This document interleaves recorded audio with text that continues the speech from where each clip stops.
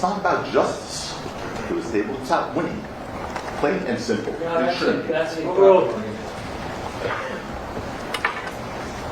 And they played games in this case that should offend you. And I'm going to take you, I'm not just saying it, I'm going to take you through them.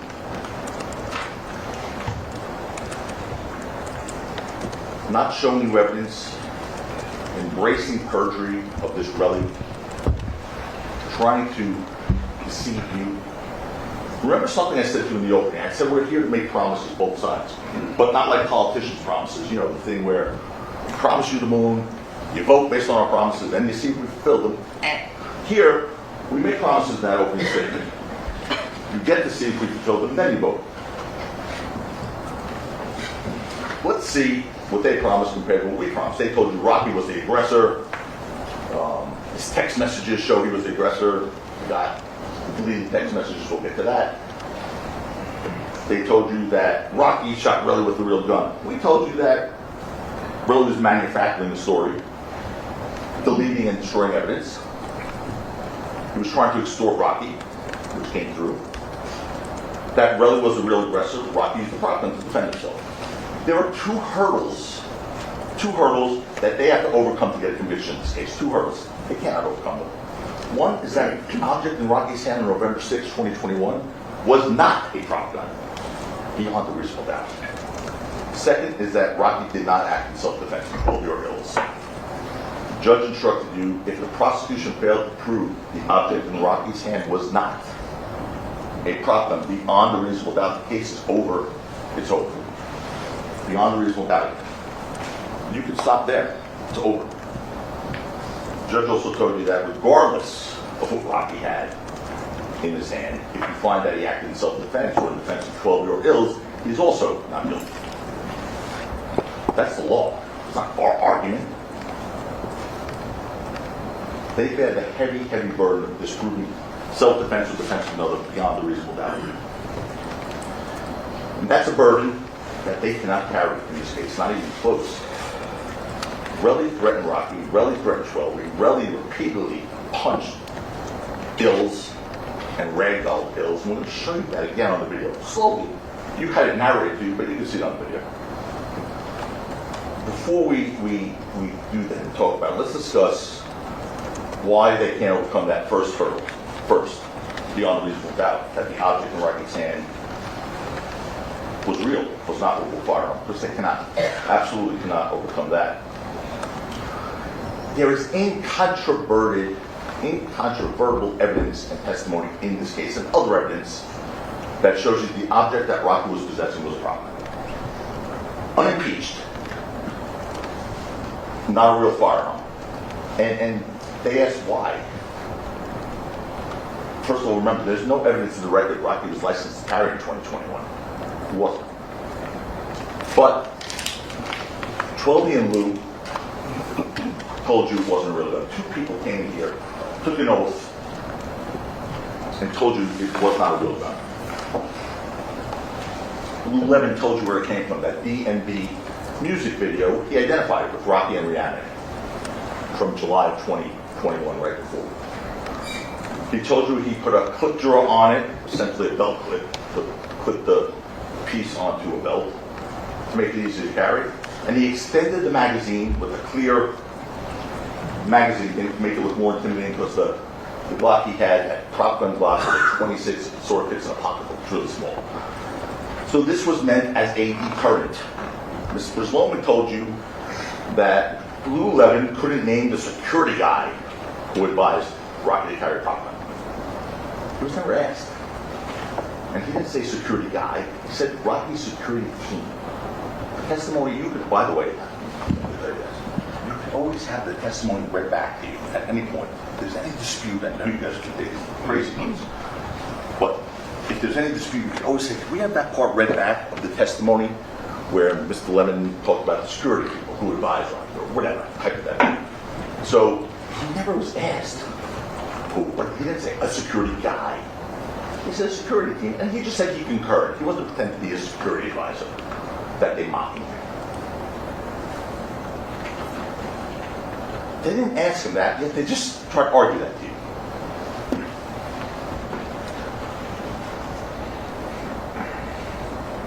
Mr. Levin also told you that the prop gun didn't serve its intended purpose on November 6th, obviously, 2021. And Rocky gave it back to him, and he gave it back to this co-director from the DMV video when he went to New York next. He didn't remember if it was December, January, or whatever. By the way, we didn't bring in a picture of the DMV video? They're the ones with the burden of proof here, folks. They have the burden. The DMV videos for all to see. It's out there. They could have, if they wanted to, subpoenaed it. They could have burned it in. Put it on YouTube. They didn't do that. They didn't want you to see that video. Lou Levin told you he asked the co-director, this guy Haji, where the prop gun went. He did call him back after 5 months later when Rocky was eventually charged and then sued.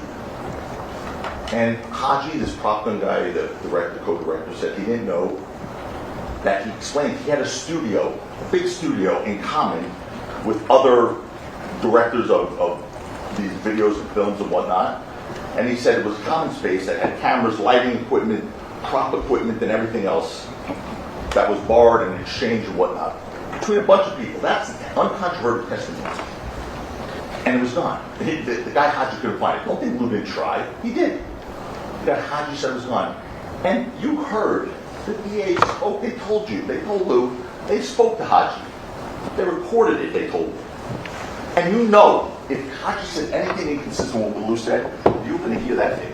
Your Honor, we found out about it that day. It's improper. There are no speaking objections. There are no speaking objections. I've told you that. You will have an opportunity in your rebuttal argument. Objection, improper argument.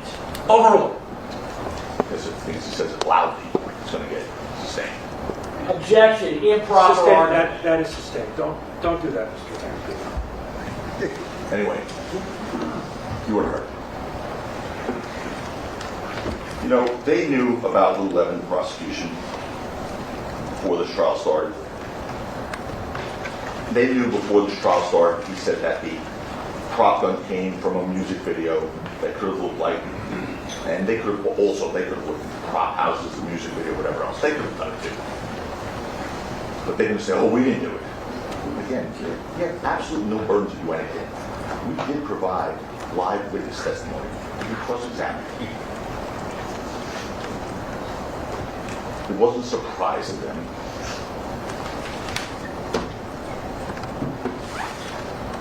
They didn't want to look into it because they knew what they were going to find.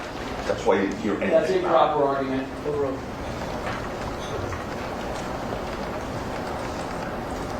Relli's words and actions on November 6, 2021 show you it wasn't the real gun. His words and actions show you. All the prosecution's objective evidence in this case, everything that doesn't come from Relli shows you this was not a real gun. Common sense also shows you it was not a real gun. On that last point, the prosecution would have you believe that Rocky, you saw that video, shot a real gun at his friend Ills, who was right there. I mean, Ills was right there. According to them, he shot the gun, a real gun, at his friend Ills. That makes no sense. You saw the video. The second shot, Ills was right there. There's no way, even if that was a real gun, that Ills wasn't getting hit. That was real. There was no way. The DA then said, well, you know, why? Why would he get rid of the prop gun? He said, we haven't explained that. I think we did. I think Lou Levin explained that pretty well and pretty clearly. Remember, they didn't know 5 months later the police would come. They weren't thinking, ooh, we better save this in case, I don't know, next year at some point I get arrested. That was the furthest thing from Rocky's mind. They did know that it did not serve its intended purpose. They did know that. So that was the end of that. Rocky got rid of that prop gun that didn't work and instead beefed up his security. So now he had to have security all the time instead of just going to events, even when he was his friends on the street. Of course, he didn't know the police were going to be involved 5 months later.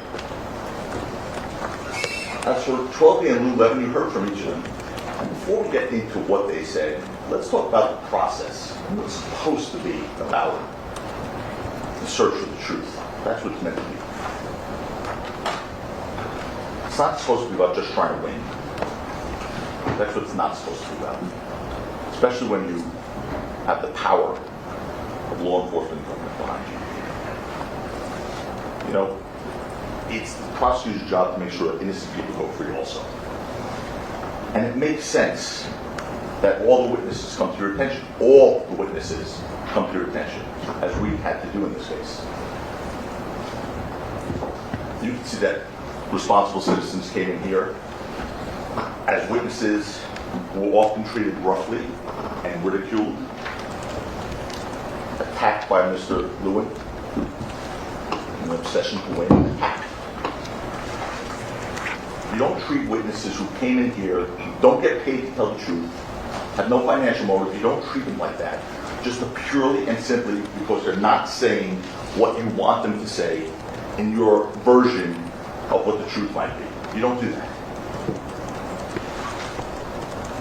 Mark Twain, great author, once said, "To a man with a hammer, everything looks like a nail." That came to life.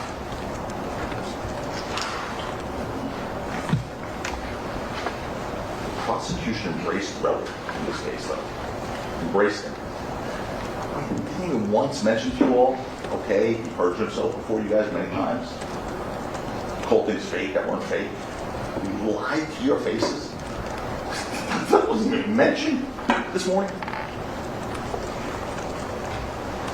They defend him despite his despicable acts and his despicable conduct. And with all witnesses, Mr. Lewin cared into them like they were serial killers. And I mean 12B and Lou Levin. They were the polar opposites of Relli in every way. How they conducted themselves, how they answered questions. They weren't argumentative. They weren't disrespectful. They were compliant and they were responsive to both sides. To both sides. Compare those human beings to what you saw the week before that. They weren't belligerent. They didn't throw water bottles. They didn't curse. I mean, Relli, who couldn't answer any question straight, admitted to lying, and when he didn't admit to lying, got impeached with prior inconsistent statements. I'm not going to go through them all. You know, when you know the truth and when you tell the truth, you don't have to rehearse the truth. You don't have to get your memory refreshed. You don't have to be reminded of the truth when you know the truth and tell the truth. You don't have to be coached on the truth by the prosecutors. You don't have to have someone telling you how to answer questions like Relli was told in this case. You always get the truth right when you tell the truth. All witnesses answered every question without incident, without problem. They were consistent. They didn't get tripped up once. There was not one inconsistency. So the response to that is, oh, they were coached very well. They're damned if you do, you're damned if you don't, I guess. Because if they had been caught up and tripped up and been inconsistent, and their truth was inconsistent, well then they're liars. Or they weren't consistent. But because they were so consistent and they didn't get impeached, they couldn't lay glove on them. Oh, they must have been coached.